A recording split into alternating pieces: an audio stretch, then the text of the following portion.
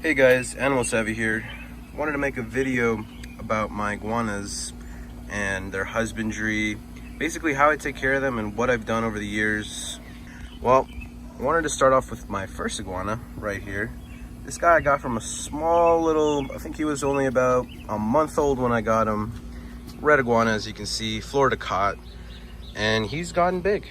He is now, what is he? He's about 3 to 4 years old. Just about, give or take. He was a little flighty guy when I got him. Never very mean though, you know, lets me pet him now. Actually really likes being pet.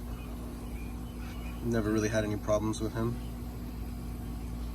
He's shedding right now. When are they not shedding? If you have iguanas, guys, just know, no matter how much you're gonna bathe them, you know, humidity here where I live is 70% basically all spring and summer, and sometimes 100%. You know, I don't know if that's possible, but yeah, 100% humidity. I feel like certain days, depending on if it rained or not and how hot it is. Today is 66 degrees and about 74% humidity. It rained yesterday, so this is okay temperature for them. Hotter would be way better, and it's really cloudy right now, so they're not getting much direct sunlight. But that's okay. You can't always get a perfect day, and you know, nature isn't perfect every day either. But yeah, so I think one of the biggest questions you might have watching this video, and probably from looking at the thumbnail, is why do I have two separate species of iguana living with each other? I can explain myself. Basically, it's one, I'm moving, so had to size down on my cages. I had to sell a lot of what I used to have, my collection of like different species of reptiles that I used to care for. I mostly did adopt, like, I want to say rescue, but not really rescue. It was basically just Craigslist animals that were not taken care of and people were selling at either free or cheap, and I would get them and just go ahead and basically start rehabilitating them, get them up to a really healthy weight where they're eating and feeding constantly. And either I would sell them if they were no longer really part of any plans that I had in the future, or I would just keep them, and if I really liked them and their personalities, as pets for a really long time. And that's what I did up until a few months back, again, until when we had to start getting ready the house to sell. Now I have 3 animals. In this video I'm only going to show my iguanas, but these guys are basically, this was the last reptile that I acquired, the first one. And I've just never gotten rid of him because I just love his personality. And yeah, so that guy, I feed really mix of stuff. Right here you can see a bowl of what they have right now. It's celery, lettuce, I think there should be a little bit of arugula at the bottom there, but something really simple for today. I'm not, you know, I feed different things every day. It honestly just depends on what salads my family had that day or what scraps we have. Anything that's left over in the fridge, really, I give them bits and pieces of every day. Then we got this guy. This guy has a slightly different diet from him. This is iguana, so you know, a Florida red iguana, it doesn't matter. And this guy is a rhinoceros iguana. Kind of tell from his little horns right here up here, a little horny guy. But yeah, he has some really nice markings on his body. This is probably the darkest he's been in a long time, probably because today's cloudy and everything. He's trying to soak up as much sunlight as he can, but when he gets lit up and bright, he gets blue. Like those little spots you guys see right on there, those all get really nice and like almost like a blue color.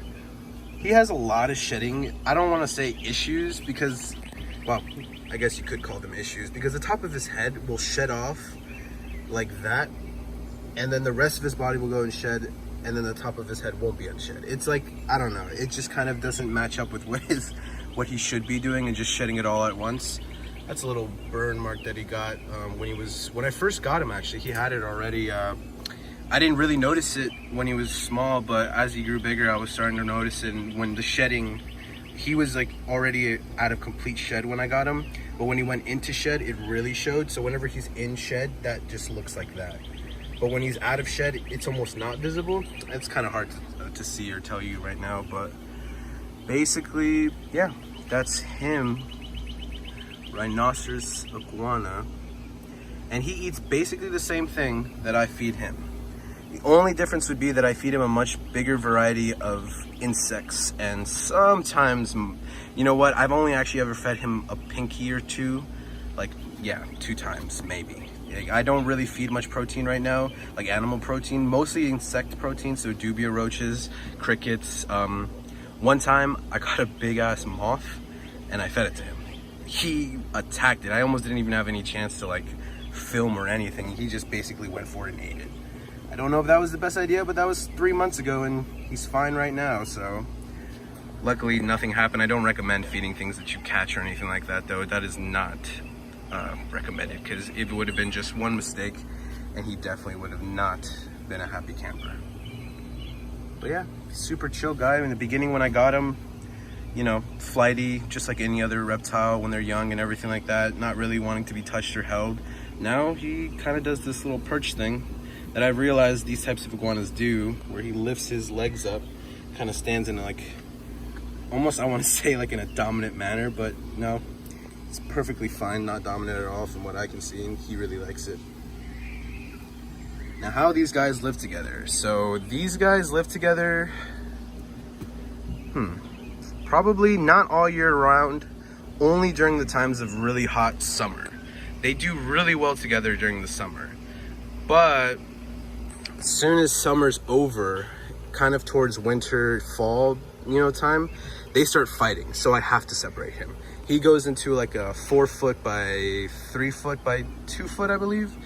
And then he stays in this cage for the most part.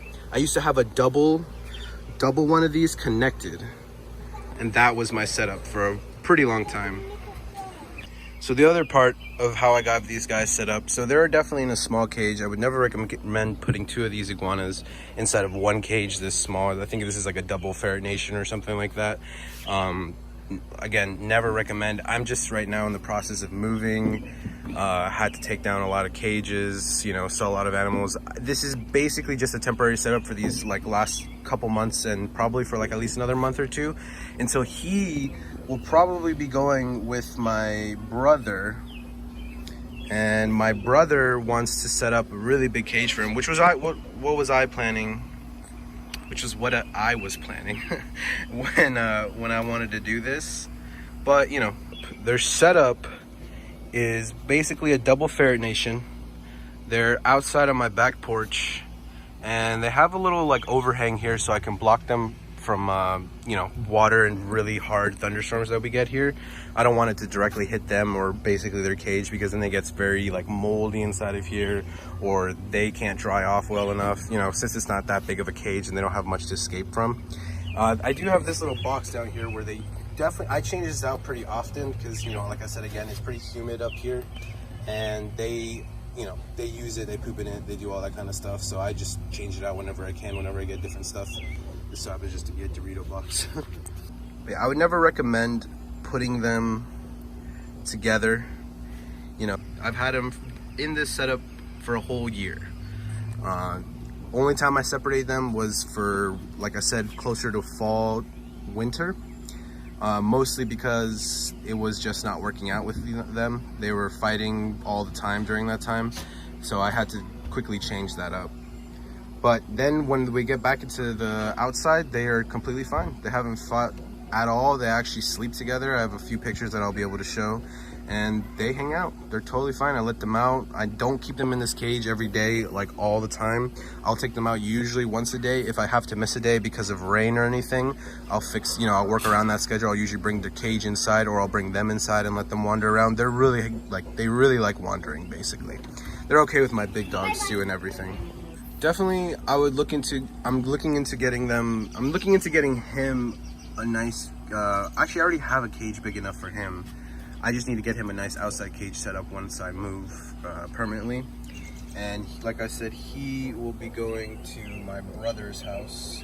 He's getting a house now too, and I'm probably gonna make a pretty large cage for him because my brother wants to keep him as the only reptile pet that he has, since he really ended up liking him. A lot of people in my family ended up liking him. So yeah. And yeah, that's my setup, guys. Double ferret nation and a bunch of logs. I would not, again, recommend this. This is not a recommended setup for having 2 separate species of iguana together, especially since these are both actually males.